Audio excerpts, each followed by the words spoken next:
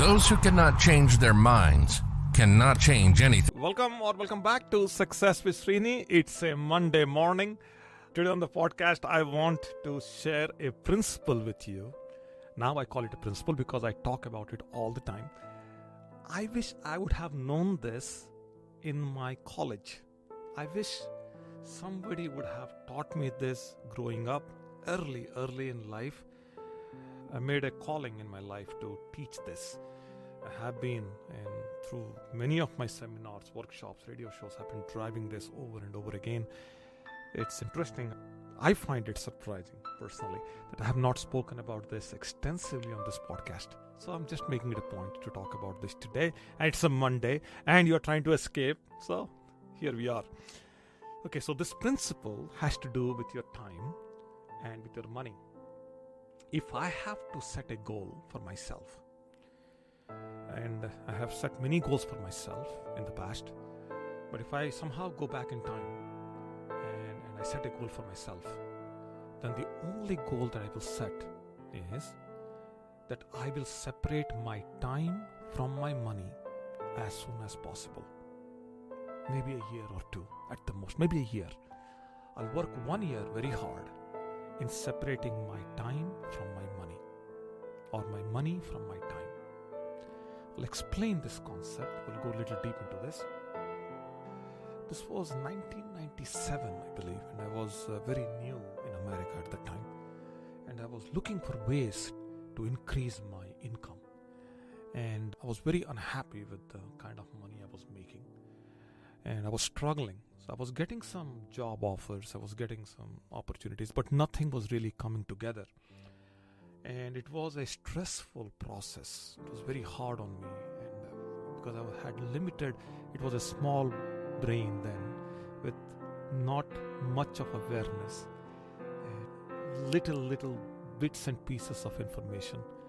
It was hard, and there was no internet, no social media, no cell phones at a level that we have today, and all that. So I was going through a very tough time trying to figure out how I can solve my money problem. And the money problem I need to solve, because if I can solve money, then I solve all my other problems, whatever I have.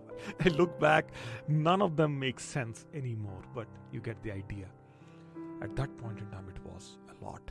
So I said, I'm going to work hard. I'm going to put a lot of time. And again, getting a job, working hard, getting a higher paycheck, all these things were programmed by the society as I was growing up, and parents and all that. So your only job is to get a job so that you can get paid, and you have to make a lot of money so that all the problems that exists in the family, in the house, they all will go away. Now, this thinking continues even today. Even today, I meet people who tell me I need to work hard, a little bit more harder, so that, and a little longer, so that I can make all the money. And once I make the money, my problems will go away, and then I'm free to do whatever I want to do. But these people don't understand that they can never be free. It's very hard to create freedom. Freedom in itself is a pursuit, and it demands a lot. So just because you have money, you'll become free, or you'll have the freedom. It's not true. And just because you will make a lot of money, you'll be able to solve your problems is not true either. So if you can't solve your problems with money, I'll take it back. If you can't solve your problems without money, you cannot solve with money. So you need a different kind of thinking. That's the point. Okay. So the traditional programming is that you work for a long time, for many years, so that you make money. And once you make the money, you will have the freedom to do whatever you want to do. But the truth is this: we spend 20, 30, 40 years working, and then eventually our investments, our inflation, whatever the reasons are, eventually our net worth goes up. And yes, we do reach the goal of whatever that number is. But then the only drawback, or the only problem with that equation, is that we will not have enough time to enjoy the freedom that we are trying to create. That's the point. So just because you work for many, many years doesn't mean that you will have many, many years of freedom. How do we break this cycle? How do you come out of this? Has been my pursuit ever since I became aware, and I met a gentleman somewhere around the time who told me, said, listen, if you start thinking of trying to increase your income, you're in a job, you make $32,000 a year, you want to double your income, $64,000. It's a huge jump. It's a huge, there's a lot of gap for you to fill. And who knows, you may be able to fill. Some people cannot. Most people cannot. Some do. Most cannot. So it's hard. So instead of you thinking and getting stressed out that you have to double your income every year or in the next job, why not you think of making the same amount of money which you make today in 6 months instead of 1 full year? And I was like, wow, this is a different kind of thinking. And then he further went and said, you should try to make your yearly income turn your yearly income into a quarterly income, and then a monthly income, and then weekly income, and then daily income, then hourly income, then minute income, second income, whatever. And I liked the principle, and it caught at least the first part caught my eye. And I talked about this whole story several times on this podcast. So the question is this. The question is, how can you, wherever you are, right, in your career today, with whatever money you are making, how can you break the cycle of you spending a lot of time trying to make money, which is not going to create the freedom that you think it will? So, few strategies, and again, none of the strategies that I'll be sharing with you here are mine. They're something that I have learned from others. Not my creation, not my discovery. So traditionally what people have done is they have, in order to cut the time without cutting income, they have tried outsourcing and out-tasking.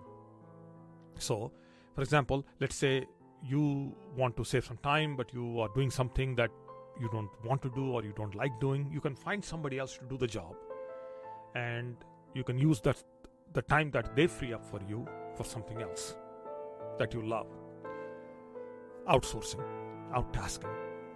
Sometimes you have some deficiencies in you, and all of us, we have deficiencies in us. There are things that we want to do, but we don't know how to do, and we don't have the skill, the know-how, the experience, and we need to find people who can do that, who can own our problem. So we're looking for people who have that mindset, that skill, and also we find them, we pay them whatever they want, and they will do the job for us. This has been tried out, and people do this. But what I want to share with you today is something that I want you to try, which I call out-owning.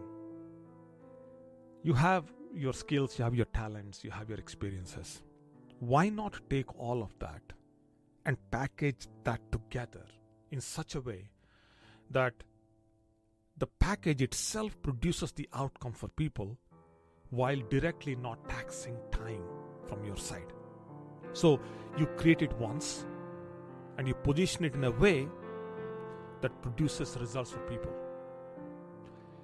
This is not unique either. This has been done before. For example, hundreds of years ago, people wrote books, and sold books. It's been going on for hundreds of years. And even today, people write books, people sell books, and people who buy books, they read books, they get the knowledge, know-how. But then the creator of the book only did it once. The author wrote the book once, but the readers are reading it and they're buying it. So there is residual money coming out of that, and the author has free time and to do whatever they want to do. Right? Simple concept. Now you start to scale that idea a little bit higher. Instead of just writing a book or writing one book a year or writing 20-30 books, again, writing involves time and effort and all that. Why not become a publisher? So you have authors who are writing books. You get the authors to write the books, but then you publish the books and you keep a small amount of royalty for your effort. Every time a book is sold, you get a small amount of money. So you kind of become a clearinghouse. I don't think the clearinghouse is the right word. Publishing house is the right word. Let's say you're a web designer. You design a website. It's only a one-time deal. you get paid once, but then again, you are exchanging time for dollars. Instead of doing that, why not create a template that you can keep on selling over and over again? Right? Let's say you're a software programmer and you work 8 hours a day creating software, but then you don't own it. Why not create the software yourself so that you can license it? So it's create the income for you. Now, principles like passive investing, passive income, residual income, capital income, all these crypto income, all these things come in, and I talked about this also. All these are ways where your money will work for you while you take off and you do whatever you want to do, right? So these people have figured this out over the years. The point on this podcast and where I'm going with this is that whatever experience you have, the knowledge you have, you could package that as a product.